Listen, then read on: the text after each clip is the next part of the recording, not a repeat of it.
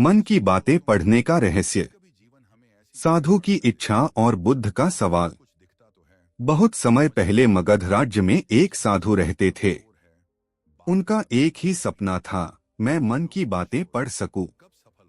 वो सोचते थे, अगर मैं मन पढ़ लूं तो मैं जान जाऊंगा कौन मेरा मित्र है, कौन शत्रु। अगर मैं मन पढ़ सकूं तो दुनिया मुझे सम्मान देगी। अगर मैं मन पढ़ लूं तो मैं दूसरों को नियंत्रित कर पाऊंगा। ये सोच उनके भीतर इतनी गहरी हो गई कि वो ध्यान तो करते, लेकिन ध्यान का उद्देश्य शांति नहीं था, बल्कि शक्ति पाना था। साधु की यात्रा बुद्ध के पास। एक दिन उन्होंने सुना कि गौतम बुद्ध अपने शिष्यों के साथ श्रावस्ती में ठहरे हुए हैं। बुद्ध के बारे में वो पहले भी सुन चुके थे। लोग कहते थे, बुद्ध तो मन की गहराई तक देख लेते हैं। वो बिना पूछे भी इंसान के दुख को समझ जाते हैं। साधु का मन खिल उठा, यही तो मैं चाहता हूँ। अगर बुद्ध के पास यह शक्ति है तो मुझे भी यह मिल सकती है। वो बिना देर किए बुद्ध के पास पहुंच गए। मुलाकात। साधु ने प्रणाम किया और कहा, भगवान, मुझे एक वरदान चाहिए। मुझे मन की बातें पढ़ने की शक्ति दीजिए। मैं जानना चाहता हूँ कि लोग क्या सोचते हैं। बुद्ध ने साधु को देखा। उनकी आंखों में गहरी करुणा थी। उन्होंने शांत स्वर में कहा, तुम मन की बातें क्यों पढ़ना चाहते हो? साधु थोड़े चौंके। उन्होंने जवाब दिया, भगवान, अगर मैं मन पढ़ लूं तो मुझे कोई धोखा नहीं देगा। मुझे सम्मान मिलेगा। लोग मुझसे डरेंगे और मैं हमेशा सुरक्षित रहूंगा। बुद्ध हल्के से मुस्कुराए। तो तुम शक्ति चाहते हो, सुरक्षा के लिए? साधु बोला, हाँ, यही तो मेरी साधना का लक्ष्य है।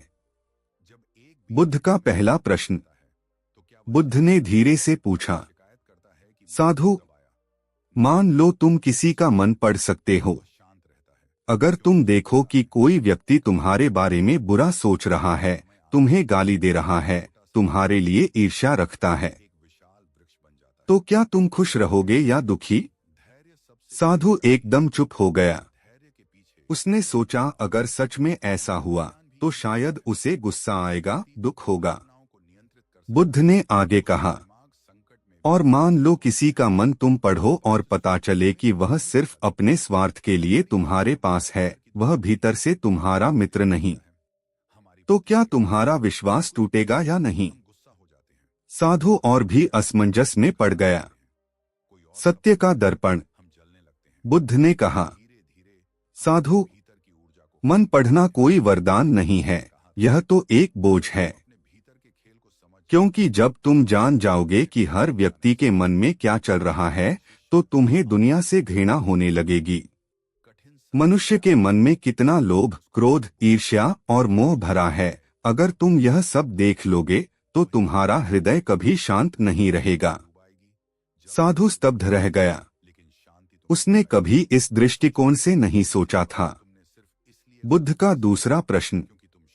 बुद्ध ने फिर पूछा, तुम शक्ति चाहते हो, लेकिन क्या शक्ति से करुणा आती है? क्या शक्ति से प्रेम आता है? क्या शक्ति से दुख मिटते हैं?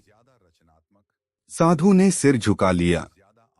वो समझ रहा था कि शक्ति पाना आसान है, पर उसका बोझ ढोना कठिन है। बुद्ध का रहस्योद्घाटन। बुद्ध ने कहा, साधु, अगर सच में तुम मन की बातें पढ़ना चाहते हो तो यह जादू से नहीं होगा। यह तब होगा जब तुम अपने मन को शांत करोगे। जब तुम्हारा मन निर्मल होगा तो तुम बिना पूछे ही समझ जाओगे कि सामने वाला दुखी है या प्रसन्न। तुम्हें शब्दों की जरूरत नहीं पड़ेगी, क्योंकि करुणा का हृदय मन की गहराइयों को महसूस कर लेता है। यही असली मन पढ़ने की कला है। साधु का परिवर्तन।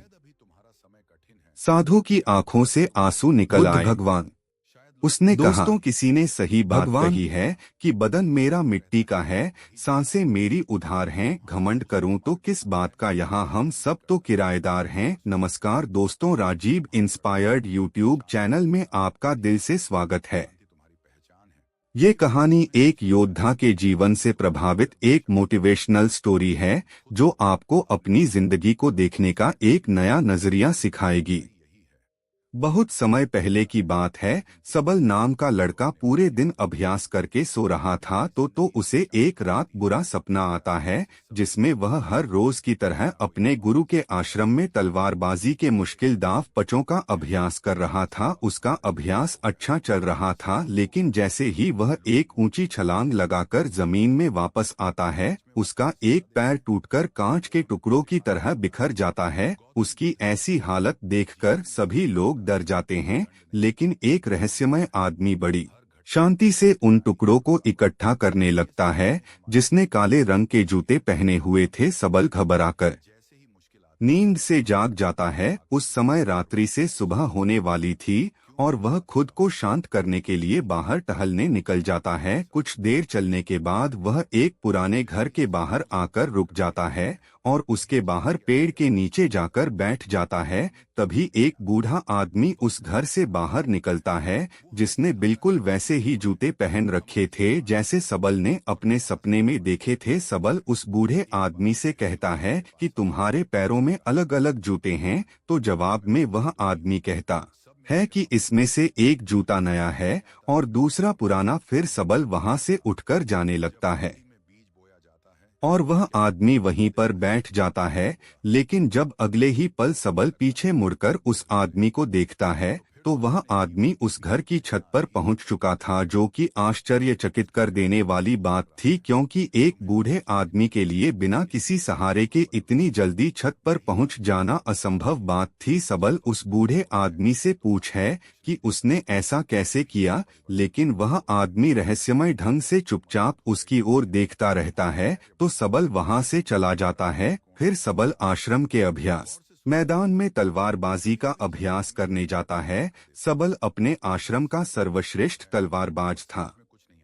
लेकिन वह अपने प्रदर्शन से संतुष्ट नहीं था। वह खुद को दूसरों से बेहतर समझता था, इसीलिए वह थोड़ा घमंडी भी था। अपने आप को सबसे श्रेष्ठ साबित करने के लिए वह तलवारबाजी पर ऐसे ऐसे प्रयोग करता था जो कि बहुत ही मुश्किल और खतरनाक थे। ऐसे प्रयोग करके वह सर्वश्रेष्ठ तलवारबाज बनना चाहता था, क्योंकि तलवारबाजी के क्षेत्र में ऐसे प्रयोग और अभ्यास आज तक किसी ने नहीं किए थे।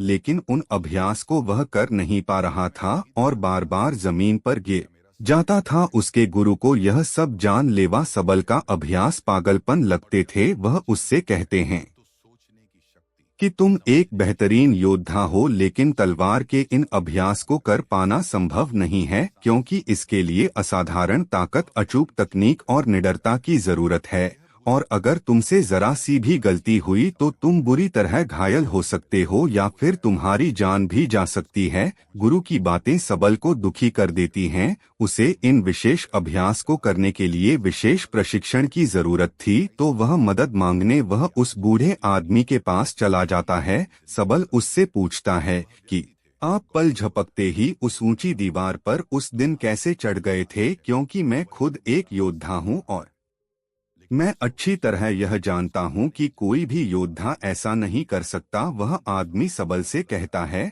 उसे समझने के लिए अभी तुम बहुत कमजोर हो और तुम्हें बहुत कुछ सीखने की जरूरत है। लेकिन सबल बुद्ध ने कहा था, जिसने खुद पर अधिकार पा लिया उसने दुनिया जीत ली। लेकिन हम क्या करते हैं, हम दुनिया को जीतने